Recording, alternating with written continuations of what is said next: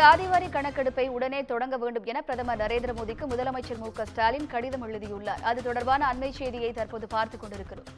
சாதிவாரி கணக்கெடுப்பை உடனே தொடங்க வேண்டும் என பிரதமர் நரேந்திர மோடிக்கு முதலமைச்சர் மு.க.ஸ்டாலின் கடிதம் எழுதியுள்ளார்.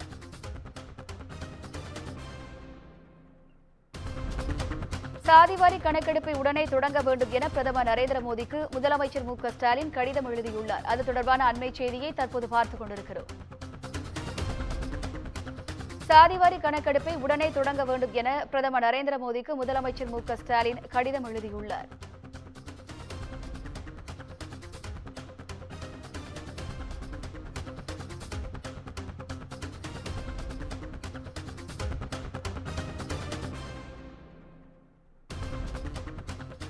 சாதிவாரி கணக்கெடுப்பை உடனே தொடங்க வேண்டும் என பிரதமர் நரேந்திர மோடிக்கு தமிழ்நாடு முதலமைச்சர் மு.க.ஸ்டாலின் கடிதம் எழுதியுள்ளார். அது தொடர்பான அண்மை செய்தியை தற்போது பார்த்துக் கொண்டிருக்கிறோம்.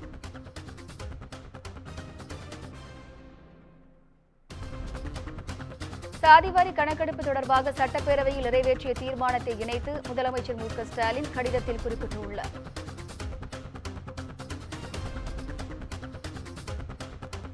சாதிவாரி கணக்கெடுப்பை உடனே தொடங்க வேண்டும் என பிரதமர் நரேந்திர மோடிக்கு முதலமைச்சர் மு.க.ஸ்டாலின் கடிதம் எழுதியுள்ளார்.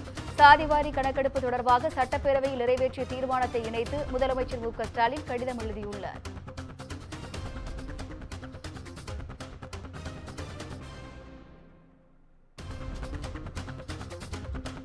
சாதிவாரி கணக்கெடுப்பை உடனே தொடங்க வேண்டும் என பிரதமர் நரேந்திர மோடிக்கு முதலமைச்சர் மு.க.ஸ்டாலின் கடிதம் எழுதியுள்ளார். கூடுதல் விவரங்களை தலைமைச் செய்தியாளர் சிவா வழங்க கேட்கலாம். வணக்கம் சிவா, உங்களுடைய விவரங்களை பதிவு பண்ணுங்க. தமிழக சட்டப்பேரவையில சாதிவாரி கணக்கெடுப்பு தொடர்பாக மத்திய அரசை வலியுறுத்தக்கூடிய வகையில் தனி தீர்மானம் ஒன்று இன்றைய சட்டப்பேரவையில் நிறைவேற்றப்பட்டிருக்கிறது. இந்த தீர்மானம் நிறைவேற்றப்பட்ட உடனே தமிழ்நாடு முதலமைச்சர் மு.க.ஸ்டாலின் பிரதமர் நரேந்திர மோடிக்கு சாதிவாரி கணக்கெடுப்பு நடத்த வேண்டியதனுடைய அவசியம் தொடர்பாக கடிதம் ஒன்றினை எழுதியிருக்கின்றார். அந்த கடிதத்தில் அவர் குறிப்பிட்டிருப்பது, இந்தியாவில் சாதிவாரி மக்கள் தொகை கணக்கெடுப்பை உடனடியாக தொடங்க வேண்டியதனுடைய அவசியத்தை ஏற்கனவே கடந்த 2023ஆம் ஆண்டு தான் எழுதியிருக்கக்கூடிய கடிதத்தின் மூலமாக சுட்டிக்காட்டியதாகவும், சாதிவாரி மக்கள் தொகை கணக்கெடுப்புடன் 10 ஆண்டு மக்கள் தொகை கணக்கெடுப்பை ஒருங்கிணைந்து மேற்கொள்ள வேண்டும் என்று வலியுறுத்தியதையும் அவர் குறிப்பிட்டிருக்கிறார். இந்திய அரசியலமைப்பில் இருக்கக்கூடிய 7வது அட்டவணையின் பதிவு 69இல் மக்கள் தொகை கணக்கெடுப்பு மத்திய அரசினுடைய பட்டியலில் தான் இருக்கிறது. குறிப்பாக மாநிலங்கள், யூனியன் பிரதேசங்களில் மக்கள் தொகை கணக்கெடுப்பு நடவடிக்கைகள் மக்கள் தொகை கணக்கெடுப்பு சட்டம் 1948இல் இருக்கக்கூடிய விதிகளின்படி நடத்தப்படுவதையும், தற்போது பட்டியல் இனத்தவர் மற்றும் பட்டியல் பழங்குடியினருடைய சாதி வாரியான கணக்கெடுப்பு சட்டம் 1948இன் கீழ் கணக்கிடப்படுவதையும் அந்த கடிதத்தில் அவர் குறிப்பிட்டிருக்கிறார். குறிப்பாக நாடு வளர வேண்டும் என்ற ஒரு முறையில்தான் வளர்ச்சியினுடைய பலன்கள் சமூகத்தில் இருக்கக்கூடிய அனைத்து பிரிவினரையும், குறிப்பாக விளிம்பு நிலையில் இருக்கக்கூடிய மக்களையும் சென்றடைய வேண்டும் என்று தமிழ்நாடு அரசு கருதுவதாகவும், அந்த அடிப்படையிலேயே பின்தங்கிய மக்களினுடைய சமூக பொருளாதார வளர்ச்சியை இலக்காக கொண்டு கொள்கைகளை வகுப்பதற்கும் மக்கள் தொகை கணக்கெடுப்பு தரவுகள் எப்போதும் அடிப்படையாக இருக்கும் என்றும் குறிப்பிட்டிருக்கிறார்.